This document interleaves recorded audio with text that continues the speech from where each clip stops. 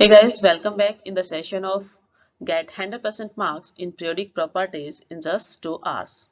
This one is the second part of Periodic Properties. In this video lecture, we will discuss about the previous year questions related to atomic radii, ionic radii and isoelectronic species. So students, let's move to see the previous year questions related to these topics.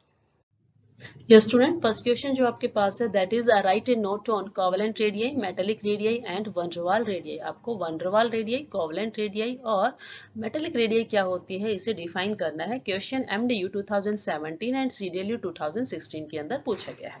तो देखिए students, जब भी हम किसी atom की radii के बारे में डिस्कस करते हैं कि सपोज कीजिए कि आपके पास कोई एटम है, तो यदि हम इसकी रेडियाई को डिस्कस करें तो उस केस में आपको क्या देखना है, न्यूक्लियस से और जो आपके पास आउटर मोस्ट सेल होती है उसके बीच का जो डिस्टेंस है आप उसको एटॉमिक रेडियाई बोलते हैं. लेकिन एटॉमिक रेडियाई को प्रिडिक्ट आउट करना क्या है, काफी डिफिकल्ट होता है क्योंकि हमारे पास जो ये इलेक्ट्रॉन है इसकी एग्जैक्ट लोकेशन आपको नहीं पता होता है. एग्जैक्ट जो लोकेशन है वो आपको नहीं पता होता क्योंकि हम प्रोबेबिलिटी बताते हैं इलेक्ट्रॉन्स की, ना कि उसकी एग्जैक्ट लोकेशन. तो एटॉमिक रेडियाई को फाइंड आउट करना थोड़ा टिपिकल है. नाउ यदि हम इसी एटम को बॉन्डेड फॉर्म में ले लेते हैं, ठीक है, चाहे वो कोवलेंट बॉन्ड फॉर्म करके ले, मेटालिक बॉन्ड फॉर्म करके ले या वन डर वाल बॉन्ड फॉर्म करके लेते हैं, तो उस केस में हमारे पास इसको प्रिडिक्ट आउट करना थोड़ा इजी हो जाता है. ठीक है, तो फर्स्ट वन जो हम डिस्कस करते हैं यहाँ पर that is covalent radii. Covalent radii, ठीक है. तो देखिए जो कोवलेंट रेडियाई है वो जनरली क्या होती है आपके पास, यदि सपोज कीजिए मैंने यदि यहाँ पर दो एटम्स लिए, फर्स्ट फिगर ये जो आप देख रहे हैं, या यदि मैंने दो एटम्स लिए हैं ए एंड बी, ठीक है, इन दोनों एटम्स के न्यूक्लियस के बीच की जो डिस्टेंस है, इनका न्यूक्लियस क्या है, ये जो पिंक डॉट है ये रिप्रेजेंट करता है इनके न्यूक्लियस. तो इनके बीच की जो ये डिस्टेंस है, ठीक है, इस डिस्टेंस को क्या बोला जाता है, इंटरन्यूक्लियर डिस्टेंस. दो न्यूक्लियस के बीच की डिस्टेंस को इंटरन्यूक्लियर डिस्टेंस बोला गया है. यदि इस इंटरन्यूक्लियर डिस्टेंस का मैं हाफ कर दूं तो वो आपके पास क्या होगी, कोवलेंट रेडियाई होगी. ठीक है, दैट इज दिस वन. ठीक है, वो क्या होगी आपके पास, कोवलेंट रेडियाई. कि मेरे पास टोटल डिस्टेंस ये थी, मैंने उसका हाफ किया ये. ठीक है, तो ये आपके पास क्या आती है, covalent radii. So you can write down the definition of covalent radii like that. It is defined as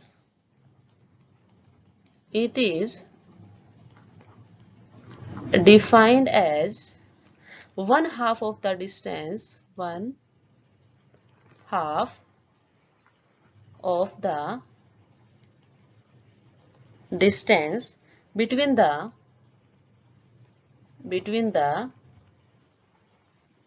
center of nuclei of two covalently bonded atoms. Two covalently bonded atoms.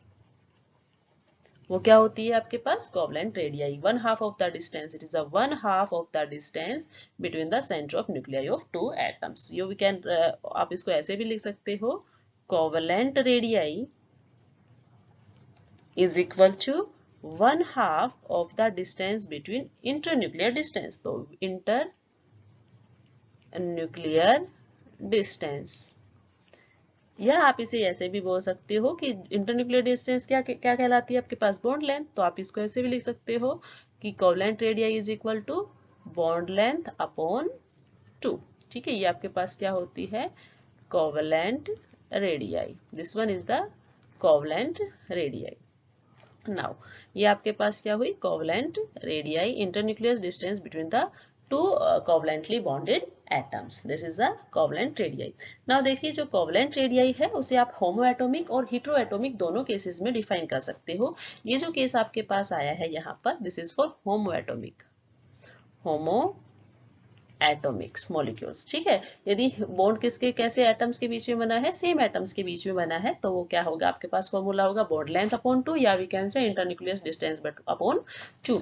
लेकिन यदि आपके पास क्या है, हेटेरो एटम्स हैं, ठीक है, कि सपोज कीजिए आपके पास एक H है और दूसरा क्या है आपके पास Cl है. ठीक है, तो यहाँ पर जो आप इंटरन्यूक्लियर डिस्टेंस यहाँ पे जो फाइंड आउट करेंगे वो कैसे फाइंड आउट करेंगे, तो इंटरन्यूक्लियर डिस्टेंस के लिए यहाँ पर जो फॉर्मूला होता है वो आपके पास क्या होगा कि सपोज कीजिए डी जो है DAB is a internuclear distance, वो क्या होगी आपके पास radius of A atom plus radius of B atoms. यदि आपको इंटरन्यूक्लियर डिस्टेंस गिवन है तो आप इन और किसी भी एक एटम की जो एटॉमिक रेडियस गिवन है तो आप दूसरे एटम्स की क्या निकाल सकते हो, कोवलेंट रेडियस को यहाँ पर फाइंड आउट कर सकते हो। ये था आपके पास कोवलेंट रेडियस।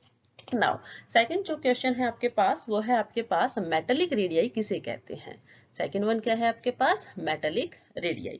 तो देखिए जो हमारे पास मेटल्स होते हैं वो क्या करते हैं, मेटल्स के अंदर क्या है, large number of atoms are held together via metallic bond. ठीक है, मेटेलिक बॉन्ड के थ्रू जो है हमारे पास एटम्स एक दूसरे से अट्रैक्टेड होते हैं कि पॉजिटिव कर्नेल्स होते हैं और क्या होते हैं दूसरे मोबाइल इलेक्ट्रॉन्स होते हैं, उनकी क्लोज पैकिंग होती है।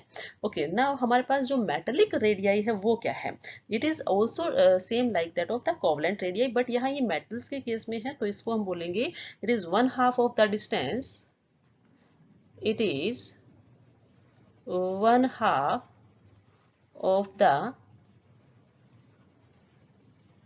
distance between the nucleus of adjacent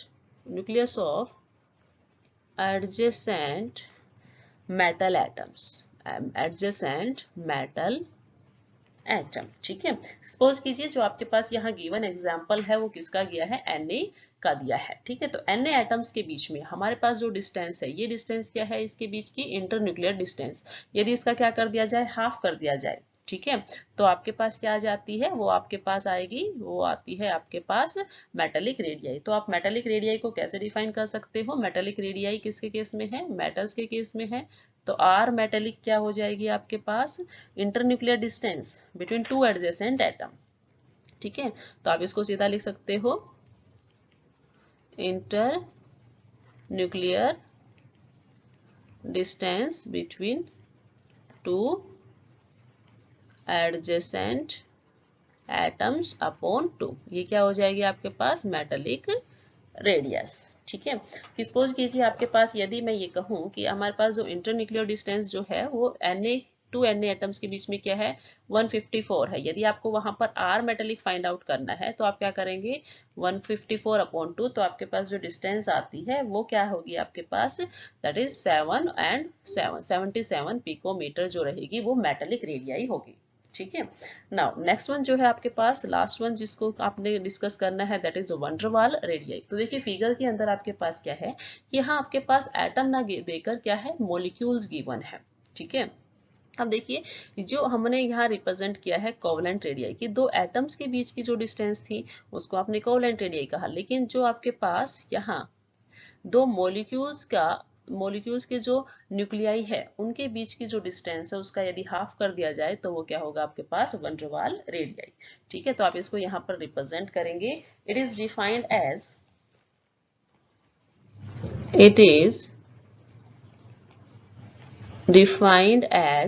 the internuclear distance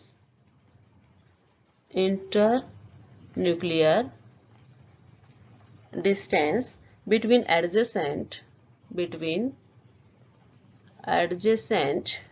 atoms of nearby molecules of same substance। ठीक है, तो वो आपके पास क्या होगा, वो होगा आपके पास वैन डर वाल रेडियस। सो इसकी डेफिनेशंस, इसकी भी यदि आप क्या निकालते हो फॉर्मूला लिखते हो तो फॉर्मूला इसका क्या हो जाएगा आपके पास आर वैन डर वाल आपके पास क्या हो जाएगा, इंटरन्यूक्लियर डिस्टेंस जो भी आपके पास है इंटरन्यूक्लियर डिस्टेंस अपॉन 2। ठीक है, वो आपके पास क्या हो जाता है वैन डर वाल रेडियस। तीनों में डिफरेंस ये आता है कि यदि आप कोवलेंट रेडियस की बात करते हो तो कोवलेंटली बॉन्डेड एटम्स के बीच में जो आप इंटरन्यूक्लियर डिस्टेंस देखते हो उसका हाफ कर दिया जाता है, कोवलेंट रेडियस है। यदि मेटेलिक रेडियस का डिस्कशन करते हो तो जहां मेटेलिक बॉन्ड के थ्रू कोई दो एटम्स जुड़े हुए हैं उनके इंटरन्यूक्लियर डिस्टेंस का यदि हाफ कर दिया जाता है तो मेटेलिक रेडियस है। और वैन डर वाल रेडियस के अंदर आपके पास क्या होता है, दो एडजेसेंट एटम, ठीक है, दो एडजेसेंट एटम, किन्हीं दो मॉलिक्यूल्स के जो एडजेसेंट एटम है उनके इंटरन्यूक्लियर डिस्टेंस का यदि हाफ कर दिया जाता है तो आपके पास क्या होती है, वन डर वाल radii. This question comes in MDU 2017 and CDLU 2016. Next question is here, which is smaller in size, Na, Na positive and Na negative। ठीक है, आपके पास 3 केसेस गिवन है। One is Na sodium atom है, दूसरा sodium cation है, और another one है आपके पास सोडियम एनायंस। ठीक है, 3 केसेस गिवन है। आपको क्या बताना है कि इसमें स्मॉलर साइज किसकी है, सबसे स्मॉलर साइज किसकी होगी। तो देखिए, हम जब Na की बात करते हैं तो सोडियम होता है, उसका एटॉमिक नंबर क्या होता है, 11 होता है। ठीक है, नाउ देखिए यहाँ ये एटम जो है ये कैसा है, आपके पास न्यूट्रल एटम है, कोई चार्ज इसके ऊपर नहीं है। ये क्या है आपके पास, this one is cation and this one is anion. ये आपके पास क्या है, कैटायन है, और ये आपके पास क्या है, एनायंस है। नाउ अब आपको यहाँ पर बताना है कि इसके अंदर आपके पास साइज का डिफरेंस कैसे होगा। ठीक है, तो यदि हम फर्स्ट केस को डिस्कस करें तो फर्स्ट केस के अंदर आपके पास यदि इलेक्ट्रॉनिक कन्फिग्रेशंस आप देखें सोडियम की, ठीक है, Na एटम की इलेक्ट्रॉनिक कन्फिग्रेशन यदि देखते हैं तो क्या होती है, 1s2, 2s2, 2p6 and 3s1। ठीक है, नाउ यदि आप सेकंड केस में देखिए तो यहाँ से क्या हुआ है, एक इलेक्ट्रॉन जो है रिमूव हो गया है। ठीक है, यदि एक इलेक्ट्रॉन रिमूव हो जाता है तो यहाँ इलेक्ट्रॉनिक कन्फिग्रेशन सोडियम की क्या रह जाती है, यहाँ जो सोडियम की इलेक्ट्रॉनिक कन्फिग्रेशन है वो क्या रहेगी, हो जाती है आपके पास 1s2, देन 2s2, देन आपके पास आता है 2p6, then 2p6 and 3s जो है यहाँ पर 0 हो जाता है। नाउ थर्ड वन जो है आपके पास वो क्या है, थर्ड वन है नेगेटिव। ठीक है, तो आपके पास 1s2, 2s2, 2p6 and 3s2। क्यों हुआ है ऐसा, क्योंकि यहाँ पर एक इलेक्ट्रॉन क्या हुआ है, लेस हुआ है, यहाँ एक इलेक्ट्रॉन ऐड हुआ है। यदि यहाँ एक इलेक्ट्रॉन लेस होता है तो अब यहाँ टोटल नंबर ऑफ इलेक्ट्रॉन बचते हैं 10। यहाँ टोटल नंबर ऑफ इलेक्ट्रॉन जो फर्स्ट केस में है वो 11 है, और यहाँ टोटल नंबर ऑफ इलेक्ट्रॉन्स आपके पास 12 है। ठीक है, नाउ सेम एटम्स है तो आप यहाँ देख रहे हैं कि यहाँ न्यूक्लियर चार्ज जो है, न्यूक्लियर चार्ज तीनों केसेस में क्या है आपके पास, सेम है। बट न्यूक्लियर चार्ज तीनों केसेस में आपके पास सेम है, लेकिन यहाँ पर आपके पास नंबर ऑफ इलेक्ट्रॉन्स क्या है, डिफरेंट है। ठीक है, न्यूक्लियर चार्ज क्या है, सेम है, एंड नंबर ऑफ इलेक्ट्रॉन्स वो क्या है आपके पास, डिफरेंट है। यदि नंबर ऑफ इलेक्ट्रॉन्स डिफरेंट है, इसका मतलब यदि फर्स्ट केस का डिस्कशन किया जाए तो इसकी साइज जो होगी वो किसके अकॉर्डिंग होगी, इसकी साइज कुछ इस तरह से होगी। आपके पास की 2 इलेक्ट्रॉन्स आपके पास यहाँ है, एंड देन आपके पास कितने इलेक्ट्रॉन्स बचते हैं, 1 2 3 4 5 6 7 एंड 8, एंड नेक्स्ट जो इलेक्ट्रॉन रहेगा वो कहाँ जाएगा, नेक्स्ट सेल के अंदर। ठीक है, नेक्स्ट इलेक्ट्रॉन जो रहेगा वो कहाँ जाता है, नेक्स्ट सेल के अंदर। ठीक है, तो नेक्स्ट सेल के अंदर यदि इलेक्ट्रॉन जाता है तो आपके पास इलेक्ट्रॉन्स जो है वो कुछ इस तरह से अरेंज होंगे। ठीक है, लास्ट में 1 इलेक्ट्रॉन्स, देन 8 इलेक्ट्रॉन्स आपके पास, 3 4 5 6 7 एंड 8, एंड 2 इलेक्ट्रॉन्स फर्स्ट में। ये फर्स्ट केस है। नाउ यदि आप सेकंड केस को देखें तो सेकंड केस में आप यहाँ ये देखोगे कि आपके पास क्या है, सेल्स सेम है। ठीक है, बट नंबर ऑफ इलेक्ट्रॉन्स आपके पास क्या हो गए हैं, डिफरेंट हो गए हैं। ठीक है, नंबर ऑफ इलेक्ट्रॉन्स यहाँ पर क्या हो गए हैं आपके पास, डिफरेंट हो जाते हैं। नाउ तो इस केस में आपके पास वैलेंस इलेक्ट्रॉन जो है 1 था वो गायब हो चुका है, वो यहाँ से हमने रिमूव कर दिया है। 3 4 5 6 7 एंड 8, एंड यहाँ आपके पास 2 इलेक्ट्रॉन्स अवेलेबल है। नाउ लास्ट वन जो है वो केस आपके पास क्या है कि यहाँ आपके पास एक एक्स्ट्रा इलेक्ट्रॉन ऐड कर दिया गया है। ठीक है, एक एक्स्ट्रा इलेक्ट्रॉन ऐड हुआ है। ठीक है, तो आपके पास वैलेंस सेल जो है उसमें 2 इलेक्ट्रॉन है, बाकी जो इनर सेल्स हैं वो सेम है, 4 5 6 7 एंड 8, और यहाँ पर आपके पास 2 इलेक्ट्रॉन्स अवेलेबल है। नाउ देखिए, न्यूक्लियर चार्ज तीनों केसेस में आपके पास सेम है, लेकिन नंबर ऑफ इलेक्ट्रॉन्स यहाँ पर 10 हुए, यहाँ पर आपके पास 11 है। ठीक है, यहाँ आपके पास 11 है, यहाँ 10 है, और यहाँ 12 है। तो सेम न्यूक्लियर चार्ज को इलेक्ट्रॉन्स जो है डिफरेंट क्या करने पड़ रहे हैं, कंट्रोल करने पड़ रहे हैं। यदि फर्स्ट केस में यदि आप देखें तो यहाँ न्यूक्लियर चार्ज 11 इलेक्ट्रॉन्स को क्या करेगा, कंट्रोल करेगा, उनको कैरी अपनी साइड अट्रैक्ट करता है। तो यहाँ जो है इलेक्ट्रॉन्स को जब वो अपने साइड अट्रैक्ट करेगा तो क्या करता है, आपके पास कम कर पाएगा जितना कि आपके पास सेकंड केस में कर पाएगा, क्योंकि यहाँ आपके पास ये जो डिस्टेंस होगी ये क्या है, आपके पास कम है। थर्ड केस जो है आपके पास, उसमें क्या है, नंबर ऑफ इलेक्ट्रॉन्स ज्यादा हो गए हैं, न्यूक्लियर चार्ज सेम है, तो न्यूक्लियर चार्ज के लिए ज्यादा इलेक्ट्रॉन्स को कैरी करना थोड़ा टिपिकल होगा। ठीक है, दैट्स वाई यहाँ जो होगी साइज क्या होगी, लार्ज होगी। ठीक है, यहाँ जो सेकंड केस है वो स्मॉलेस्ट साइज कैरी करेगा और ये जो साइज होगी वो थर्ड वन से स्मॉल होगी। तो यहाँ पर जो आप ऑर्डर लिख सकते हो तीनों के केसेस में, ऑर्डर आपके पास क्या आता है, सबसे ज्यादा साइज बड़ी जो आई है वो किसकी आई है, Na नेगेटिव की, देन Na की, और देन Na पॉजिटिव। क्वेश्चन में इसने आपसे पूछा है कि स्मॉलेस्ट साइज किसकी है, तो स्मॉलेस्ट साइज किसकी होगी, Na की। This one is the smallest size. Question is here, define atomic size why van der Waals radii is larger than covalent radii. Question MDU 2014 and IGU 2019 के अंदर पूछा गया है। तो सबसे पहले हम देखते हैं कि आपके पास एटॉमिक साइज क्या होती है। तो देखिए स्टूडेंट्स, जब हम किसी एटम की बात करते हैं तो हमने कहा कि एटम के अंदर एक न्यूक्लियस होता है, उसके बाहर क्या होती है, आपके पास सेल्स होती है। ठीक है, उसके बाहर क्या होती है, आपके पास सेल होती है। तो आपके पास एटॉमिक साइज क्या होती है, एटॉमिक साइज आपके पास डिस्टेंस है। ठीक है, कौन सी डिस्टेंस है आपके पास, average distance from nucleus to the valence cell. ठीक है, ये आपके पास क्या है, वैलेंस सेल है। तो वैलेंस सेल और न्यूक्लियस के बीच में जो डिस्टेंस होती है that is the atomic radius. ठीक है, तो आप इसको यहाँ डिफाइन करेंगे एटॉमिक साइज या एटॉमिक रेडियस को, that is it is defined as the,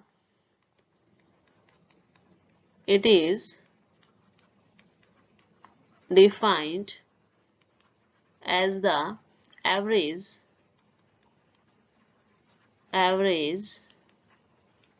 distance from the center of nuclei from the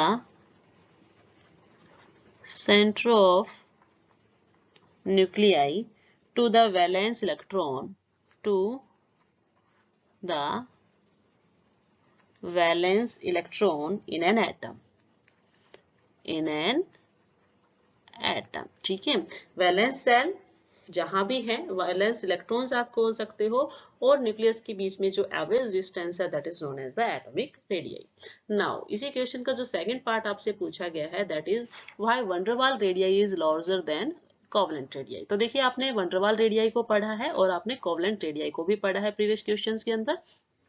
तो van der Waals रेडियस के अंदर हमने कहा था कि आपके पास कोई भी दो एटम्स जो हैं, ठीक है, जो नियर बाई मॉलिक्यूल के कोई दो एटम्स के इंटरन्यूक्लियर डिस्टेंस को, ठीक है, इस इंटरन्यूक्लियर डिस्टेंस का हाफ यदि करते थे तो वो आपके पास क्या होती थी, वो होती थी van der Waals रेडियस। ठीक है, आप इसको बोलते थे R van der Waals is equal to internuclear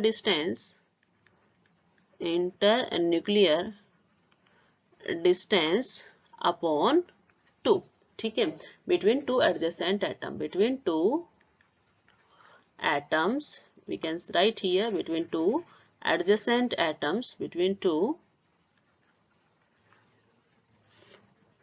adjacent atoms of nearby molecules। ठीक है, अपॉन 2, वो क्या होती थी आपके पास, van der Waals रेडियाई होती थी। और जो सेकंड केस आप डिस्कस करते हैं वो क्या है, कोवेलेंट रेडियाई। तो कोवेलेंट रेडियाई क्या थी आपके पास, किन्हीं भी टू एटम्स के बीच में यदि कोवेलेंट बॉन्ड आपके पास है, किन्हीं भी टू एटम्स के बीच में यदि क्या है, कोवेलेंट बॉन्ड है, मीन्स कोई दो एटम्स यदि कोवेलेंटली बॉन्डेड है तो उनके सेंटर, ठीक है, दो एटम्स के सेंटर के बीच में जो डिस्टेंस है दैट इज इंटरन्यूक्लियर डिस्टेंस, उसका यदि हाफ कर दिया जाए तो वो क्या होती है आपके पास, R कोवेलेंट। ठीक है, तो आप इसको बोलते थे बॉन्ड लेंथ भी बोल देते थे या इंटरन्यूक्लियर डिस्टेंस भी बोल देते थे। अपॉन में 2 जो है वो आपके पास क्या थी, कोवेलेंट रेडियस। नाउ यहाँ आपको देखने से ही पता चल रहा है कि हमारे पास कोवेलेंट रेडियस के अंदर जो बॉन्ड फोर्स ऑफ अट्रैक्शन होता है वो वीक होता है। फोर्स ऑफ अट्रैक्शन यदि वीक होगा तो एटम्स क्या होते हैं, दूर दूर होते हैं। ठीक है, तो एटम्स यदि दूर दूर होंगे तो ये हमारे पास जो डिस्टेंस होगी दिस वन, ठीक है, यहाँ इसका हाफ करेंगे तो ये जो डिस्टेंस होगी ये आपके पास क्या होगी, लार्जर होगी देन द कोवलेंट रेडियस। ये आपके पास क्या होती है, कोवलेंट रेडियस। इस इंटरन्यूक्लियर डिस्टेंस का यदि आप हाफ कर देते हो इट मींस ये जो डिस्टेंस है वो आपके पास क्या होती है, कोवलेंट रेडियस। तो इन दोनों के अंदर से आपके पास क्या देखने को मिला है कि आपके पास जो आर वंडरवाल है, आर वंडरवाल जो है that is greater than R covalent, ठीक है। वंडरवाल रेडियाई जो है वो कोवलेंट रेडियाई से ज्यादा बड़ी होती है। रीजन आपके पास हो गया फोर्स ऑफ अट्रैक्शंस। यहाँ पर क्या है, इसके केस में क्या है, force of attraction weak, force of attraction क्या है, वीक है। यदि फोर्स ऑफ अट्रैक्शन आपके पास वीक आता है तो उस आप केस में आप क्या बोलते हो, इंटर न्यूक्लियर डिस्टेंस क्या मिलेगी आपके पास, लार्ज मिलेगी, ठीक है। लेकिन यहाँ कोवलेंट के केस में आपके पास क्या है, फोर्स ऑफ अट्रैक्शन स्ट्रॉन्ग है, फोर्स ऑफ अट्रैक्शन क्या है, स्ट्रॉन्ग फोर्स ऑफ अट्रैक्शन होता है। तो स्ट्रॉन्ग फोर्स ऑफ अट्रैक्शन की वजह से आपके पास जो इंटर न्यूक्लियर डिस्टेंस आपके पास आती है, जो इंटर न्यूक्लियर डिस्टेंस जो आती है वो क्या आती है आपके पास, स्मॉल आती है। स्मॉल आ गई तो इसके यदि हम हाफ करेंगे तो वो भी वैल्यू क्या होगी आपके पास, स्मॉल ही होगी। That's why covalent radii always क्या होती है, स्मॉलर देन वैन डर वाल radii. Question IGU 2019 and MDU 2014 के अंदर पूछा गया है।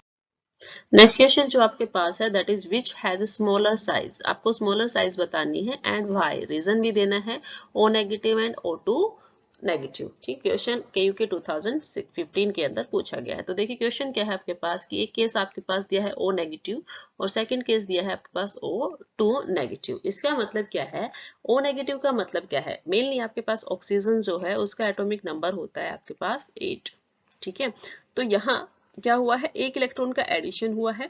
यदि एक इलेक्ट्रॉन का एडिशन हुआ इट मींस आपके पास ऑलरेडी 8 इलेक्ट्रॉन थे और 1 इलेक्ट्रॉन ऐड होकर टोटल नंबर ऑफ इलेक्ट्रॉन्स जो है आपके पास कितने हो गए, 9। नंबर ऑफ इलेक्ट्रॉन आपके पास यहाँ 9 है। यदि आप सेकंड केस देखते हैं O2 नेगेटिव तो यहाँ नंबर ऑफ इलेक्ट्रॉन 8 थे, उसमें आपके पास 2 इलेक्ट्रॉन ऐड होकर 10 हो गए हैं, ठीक है। तो नंबर ऑफ इलेक्ट्रॉन्स यहाँ पर 9 है और सेकंड केस में आपके पास नंबर ऑफ इलेक्ट्रॉन्स क्या है, नंबर ऑफ इलेक्ट्रॉन्स आपके पास 10 है।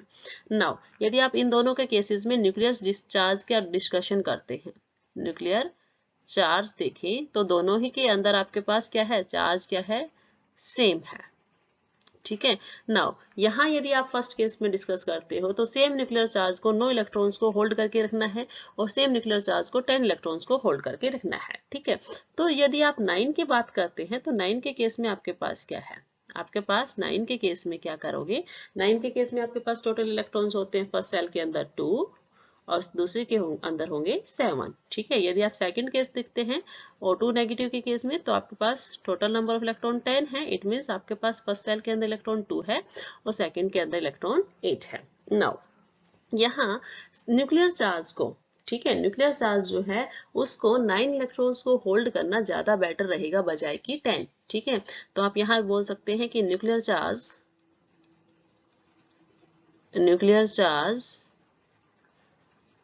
can hold 9 इलेक्ट्रॉन easily, ठीक है। और वो क्या करेगा, attract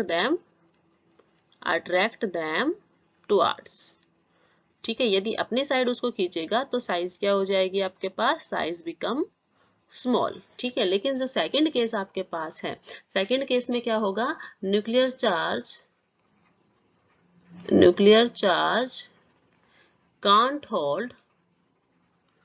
can't hold good 10 electrons instead of 9, ठीक है।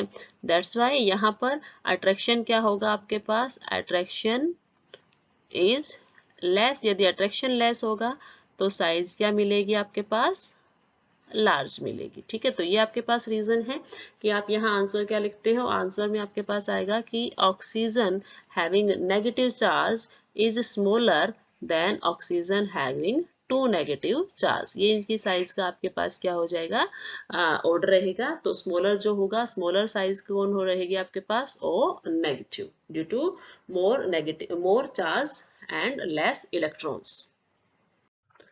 नेक्स्ट क्वेश्चन भी आपके पास पीछे वाले क्वेश्चंस की तरह है। इसमें भी आपसे पूछा गया है why Na positive is smaller then Na, ठीक है, Na एटम्स। ठीक है, आपके पास दो कंडीशंस दिया है, एक दिया है आपके पास Na पॉजिटिव और सेकंड दिया है आपके पास Na एटम। ये न्यूट्रल एटम है और ये क्या है आपके पास, कटायन है।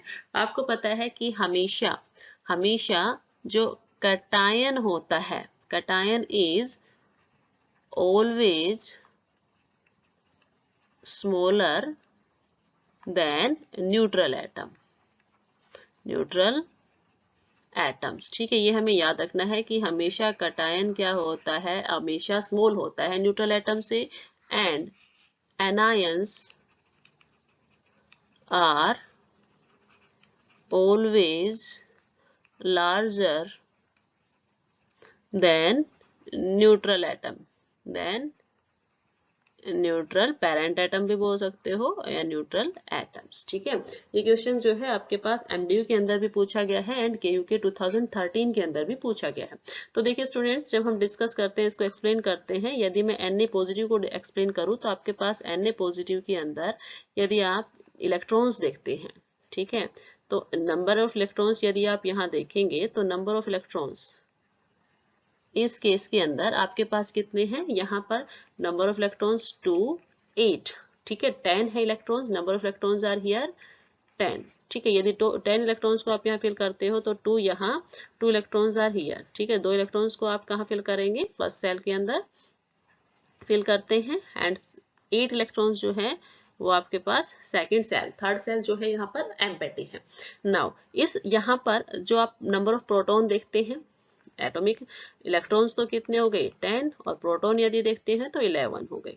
ठीक है, same case number of electrons यदि आप सोडियम के केस में देखते हैं तो इलेक्ट्रॉन्स यहाँ पर 11 है और प्रोटॉन आपके पास 11 है। ठीक है, नाउ यहाँ जो न्यूक्लियर चार्ज है उसको कम इलेक्ट्रॉन्स को होल्ड करना है, 10 इलेक्ट्रॉन्स को होल्ड करना है, तो इजीली इन्हें अपने इनवर्ड पुल करेगा। यदि इनवर्ड पुल करेगा तो क्या होगा, फोर्स ऑफ अट्रैक्शन ज्यादा होगा, फोर्स ऑफ अट्रैक्शन 10 इलेक्ट्रॉन्स के ऊपर क्या होगा आपके पास, ज्यादा होगा, 10 इलेक्ट्रॉन के ऊपर ज्यादा होगा तो इनवर्ड पुल होगी, इनवर्ड पुल होगी तो साइज क्या होगी, लेस होगी, साइज स्मॉल होगी।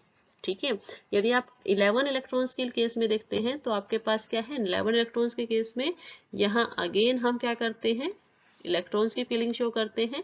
तो 2 इलेक्ट्रॉन्स आपके पास यहाँ, 8 इलेक्ट्रॉन्स यहाँ और 1 इलेक्ट्रॉन यहाँ। तो यहाँ पर नंबर ऑफ इलेक्ट्रॉन्स आपके पास क्या हो गए, इंक्रीज हो गए हैं। यदि नंबर ऑफ इलेक्ट्रॉन्स इंक्रीज होते हैं तो न्यूक्लियर चार्ज को 11 इलेक्ट्रॉन्स को होल्ड करना क्या है, थोड़ा मुश्किल है, बजाएगी 10 इलेक्ट्रॉन्स को। तो यहाँ पर जो इनवर्ड पुल होती है, ठीक है, इनवर्ड पुल जो होगी वो क्या होगी, लेस होगी। ठीक है, तो आप बोल सकते हैं फोर्स ऑफ अट्रैक्शन या इनवर्ड पुल जो है वो क्या है, लेस है। यदि force of inward pull less है तो साइज आपके पास क्या होगी, लार्ज होगी।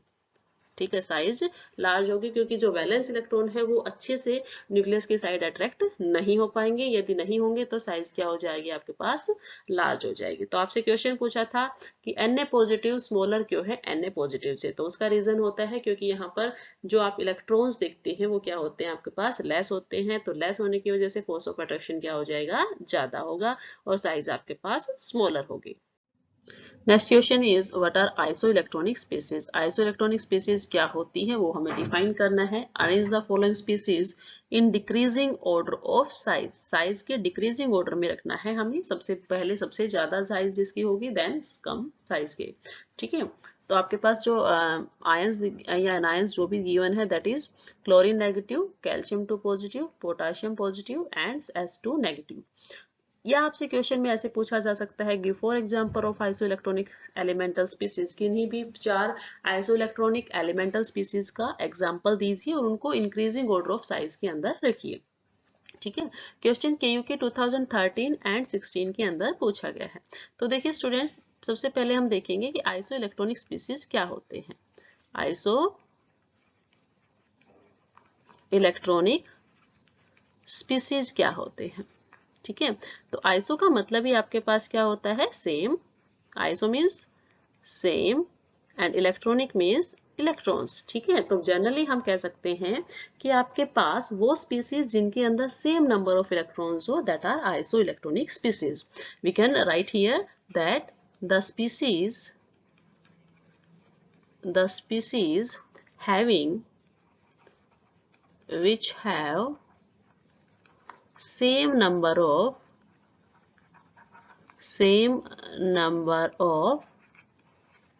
इलेक्ट्रॉन्स, जिसके अंदर नंबर ऑफ इलेक्ट्रॉन्स आपके पास क्या मिले, सेम मिले, that are isoelectronic species. अब देखिए क्वेश्चन के अंदर आपके पास 4 स्पीसीज गिवन है, that is chlorine negative, then calcium 2 positive, then potassium positive and sulphur 2 negative.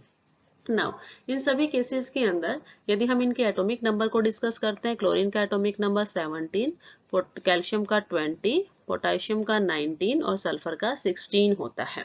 Now यदि हम इनके ऊपर चार्जेस के बिहाफ पे अब इसके अंदर नंबर ऑफ इलेक्ट्रॉन्स देखें, तो नंबर ऑफ इलेक्ट्रॉन यदि आप क्लोरीन के केस में देखें तो क्लोरीन के एटॉमिक नंबर 17 होता है। ठीक है, 17 इलेक्ट्रॉन्स प्रेजेंट थे। नंबर ऑफ प्रोटॉन्स कितने हैं, 17, इलेक्ट्रॉन भी कितने हैं इसमें आपके पास, 17। लेकिन अब नंबर ऑफ इलेक्ट्रॉन्स यहाँ पर क्या हो गए हैं, एक इंक्रीज हो गया है, ये इलेक्ट्रॉन -1 एक इलेक्ट्रॉन ऐड हो गया है, तो नंबर ऑफ इलेक्ट्रॉन्स यहाँ पर जो आपके पास आते हैं that is 18 and number of proton जो है वो आपके पास कितने हैं, 17 है। सेकंड केस के अंदर अगेन आप यहाँ देखिए number of electrons and number of protons. Electrons यहाँ कितने हैं, 20 इलेक्ट्रॉन्स थे, 20 के अंदर से 2 माइनस हो जाते हैं, +2 का मतलब है 2 इलेक्ट्रॉन्स वहां से लॉस हो गए हैं, तो इलेक्ट्रॉन्स आपके पास 18, नंबर ऑफ प्रोटॉन्स आपके पास सेम 20 रहेगा। ठीक है, now number of electron potassium के केस में 19 थे, लेकिन एक पॉजिटिव चार्ज आ गया है, तो पॉजिटिव चार्ज मीन्स एक इलेक्ट्रॉन वहां से लॉस हुआ है, it means total number of electron 18 है। नाउ नंबर ऑफ प्रोटॉन्स यदि आप यहाँ देखेंगे तो वो अगेन आपके पास क्या है, जितने ऑलरेडी प्रेजेंट थे उतने ही, दैट इज 19। लास्ट केस के अंदर यदि आप डिस्कस करो सल्फर का, तो नंबर ऑफ इलेक्ट्रॉन सल्फर के केस में आपके पास 16 थे और उसमें 2 प्लस हुए हैं, 2 माइनस का मतलब है 2 इलेक्ट्रॉन्स ऐड हुए हैं, it means 16 + 2 18 and number of protons आपके पास है 16। तो यहाँ आपने क्या देखा, number of electrons 18, second case में भी नंबर ऑफ इलेक्ट्रॉन 18, थर्ड के केस में भी इलेक्ट्रॉन 18 और फोर्थ के केस में भी नंबर ऑफ इलेक्ट्रॉन्स क्या है, 18 है। इट मीन्स ये चारों के चारों स्पीसीज आपके पास क्या है, आइसो इलेक्ट्रॉनिक स्पीसीज है। These are iso electronic species. Okay, now ये हमारे पास आइसो इलेक्ट्रॉनिक स्पीसीज हुई। अब हमें इनको decreasing order of their size के अकॉर्डिंग इनको रखना है। नाउ देखिए यदि हम साइज का फैक्टर देखते हैं तो हमारे पास हमने क्या देखा है पिछले क्वेश्चंस के अंदर कि साइज सबसे ज्यादा बड़ी किसकी होती है, सबसे ज्यादा बड़ी साइज होती है आपके पास एनायन की, देन आपके पास आती है न्यूट्रल एटम की, ठीक है, और देन आपके पास आती है कैटायन की। ठीक है, तो यहाँ यदि आप देखें तो आपके पास क्या है, चार जो है एलिमेंट्स गिवन है, that is calcium negative, then chlorine negative, calcium 2 positive, then potassium positive and sulphur 2 negative. ठीक है, तो मैक्सिमम चार्ज जो है नेगेटिव चार्ज किस पे है, सबसे पहले आप यहाँ अनायंस देखेंगे तो 2 अनायंस है, सल्फर एंड क्लोरीन। ठीक है, तो सबसे ज्यादा चार्ज किस पे, सल्फर के ऊपर, तो sulphur 2 negative, that is greater in size than chlorine negative. Now आपके पास पॉजिटिव के दो बचते हैं, जिसके ऊपर पॉजिटिव चार्ज ज्यादा होगा उसकी साइज उतनी ही कम होती है, नंबर ऑफ इलेक्ट्रॉन जितने कम होंगे तो उनको होल्ड करना उतना ही बेटर होगा, न्यूक्लियस उनको ज्यादा से ज्यादा अपने साइड अट्रैक्ट करेगा और आपके पास क्या हो जाएगी, साइज स्मॉल होगी। तो ये इनकी आपके पास क्या होती है, साइज का ऑर्डर होगा। ठीक है, तो ये था आपके पास क्वेश्चन KUK 2013 एंड 16 के अंदर पूछा गया है कि आइसो इलेक्ट्रॉनिक स्पीसीज क्या होती है। Next question is here, why second ionization energy of group first elements are higher than group second elements। आपसे पूछा गया है कि जो सेकेंड आयोनाइजेशन होती है, ठीक है, सेकेंड आयोनाइजेशन ग्रुप फर्स्ट की, वो ग्रुप सेकेंड के जो भी सेकेंड आयोनाइजेशन एनर्जी होती है उससे हायर होती है। क्यों? क्वेश्चन KUK 2013 के अंदर पूछा गया है।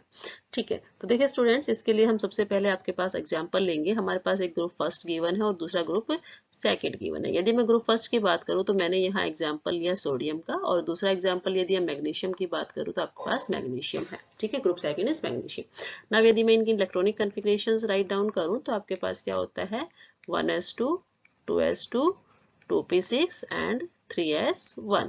ओके, मैग्नीशियम जो सोडियम है वो 11 होता है, मैग्नीशियम 12 होता है। तो इसकी इलेक्ट्रॉनिक कन्फिगरेशन यदि आप देखेंगे तो 1s2, 2s2, 2p6 and 3s2। Now first ionisation energy और सेकंड आयोनाइजेशन एनर्जी क्या होती है, सबसे पहले हम ये डिस्कस करेंगे। तो सेकंड आयोनाइजेशन एनर्जी है कि जब आप सेकंड इलेक्ट्रॉन्स रिमूव कर रहे हैं, ठीक है, तो उस टाइम आप कितनी एनर्जी प्रोवाइड कराते हैं। एनर्जी जो प्रोवाइड की जाती है that is the second ionisation energy. Now देखिए, जब यहाँ फर्स्ट आयोनाइजेशन एनर्जी की बात की जाए, ठीक है, यदि यहाँ फर्स्ट आयोनाइजेशन एनर्जी E1 की बात की जाए तो वहाँ क्या है, हम इस इलेक्ट्रॉन को रिमूव करने के लिए कितनी एनर्जी प्रोवाइड कराते हैं, that is the first ionisation energy.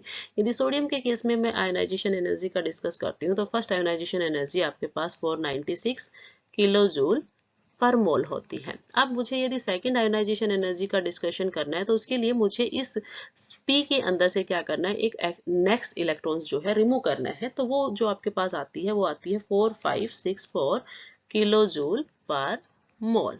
Now second case, यदि आप मैग्नीशियम का डिस्कशन करते हो तो मैग्नीशियम के केस में जो फर्स्ट आयोनाइजेशन और सेकंड आयोनाइजेशन एनर्जीज की वैल्यूज हैं आपके पास, that is 738 kilo joule per mole and 1451 kilo joule per मोल। ठीक है, ये आपके पास वैल्यूज हैं। देखिए ये वैल्यूज का डिफरेंस यहाँ पर क्यों आया है कि जब आपने यहाँ फर्स्ट सोडियम का केस लिया तो आपने जब एक इलेक्ट्रॉन्स यहाँ से रिमूव कर लिया, ये इलेक्ट्रॉन्स जब आपने यहाँ से इसका एक इलेक्ट्रॉन्स रिमूव कर दिया तो उसके बाद आपके पास जो कन्फिग्रेशन बचती थी, ठीक है, आपके पास इलेक्ट्रॉन्स कितने हैं, 2, 8 एंड 1 है।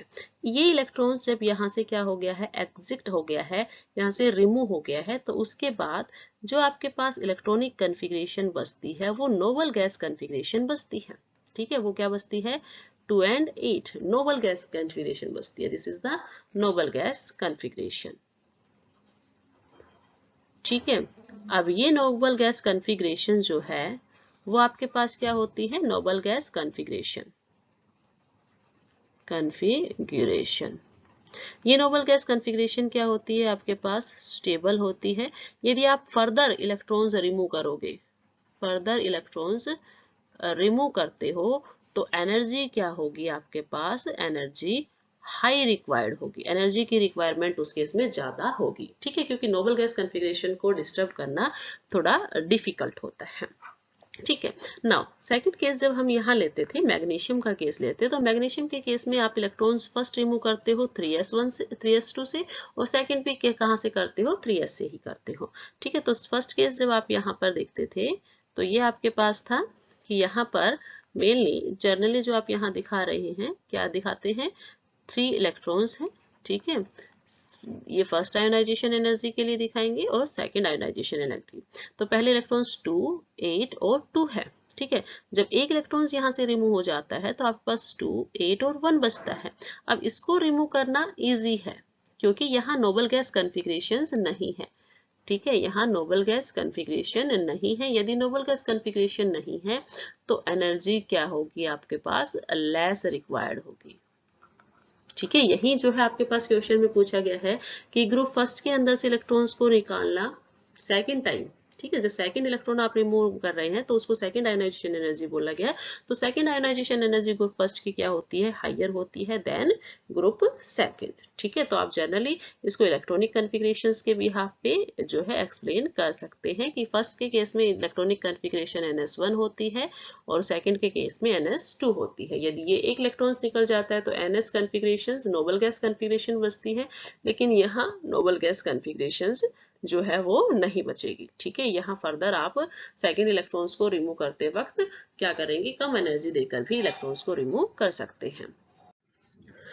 नेक्स्ट क्वेश्चन जो है that is compare the size of I positive and I negative ions. Question KU के 2010 के अंदर पूछा गया। आपके पास टू जो है आयंस गिवन है, एक आई पॉजिटिव है और एक आपके पास आई नेगेटिव है। ठीक है, तो इनकी दोनों के साइज को आपको कंपेयर करना है। तो साइज के कंपैरिजन के लिए हमने आपको क्या बताया है कि आपके पास सबसे ज्यादा साइज बड़ी किसकी होती है? सबसे ज्यादा बड़ी साइज होती है आपके पास एनायन की। ठीक है, फर्स्ट नंबर। सेकंड देन आपके पास आता है न्यूट्रल और थर्ड था आपके पास कैटायन। ठीक है, तो देखिए यहाँ आपको देखने से ही पता चल रहा है आयोडीन हैविंग नेगेटिव चार्ज, तो ये एनायन है, और ये आपके पास पॉजिटिव चार्ज है तो कैटायन है। तो ज्यादा बड़ी जो साइज होगी उसको हम क्या बोल सकते हैं कि आई negative have greater size than I positive. This one is the answer of this question. Now explanation देखिए, जब आप I positive की डिस्कशन करते हैं तो I positive का मतलब क्या है? आयोडीन जो है, ठीक है, आयोडीन के केस में आप क्या कह रहे हैं कि वहां से एक इलेक्ट्रॉन्स जो है रिमूव हो चुका है। ठीक है, तो आयोडीन के अंदर से यदि एक इलेक्ट्रॉन रिमूव होगा तो दोनों के केस में क्या हो चुका है? आपके पास न्यूक्लियर चार्ज तो दोनों के केस में क्या है? सेम है। ठीक है, न्यूक्लियर चार्ज दोनों केसेस में क्या है? सेम है, but number of electrons differ हो गए हैं। But number of electrons different है। आप क्या बोलते हो? आई पॉजिटिव के केस में नंबर ऑफ इलेक्ट्रॉन्स लेस है, कम है, लेकिन आई नेगेटिव के केस में नंबर ऑफ इलेक्ट्रॉन मोर है, ज्यादा है। यदि नंबर ऑफ इलेक्ट्रॉन्स आपके पास क्या होंगे? कम होंगे, तो न्यूक्लियर चार्ज को इतने जो कम इलेक्ट्रॉन्स है उसको होल्ड करना ज्यादा अच्छा, बेटर उसको जो है होल्ड कर सकता है। दैट्स वाई साइज यहाँ पर क्या होगी? लेस होगी। ठीक है, साइज स्मॉल भी आप बोल सकते हो, साइज यहाँ पर क्या होगी आपके पास? स्मॉल होगी, और यहाँ जो आई नेगेटिव के केस में साइज आपके पास क्या होगी? लार्ज होगी, ड्यू टू यहाँ पर आपके पास लार्ज फोर्स ऑफ अट्रैक्शन है, लार्ज फोर्स ऑफ अट्रैक्शन है between nucleus and valence electron.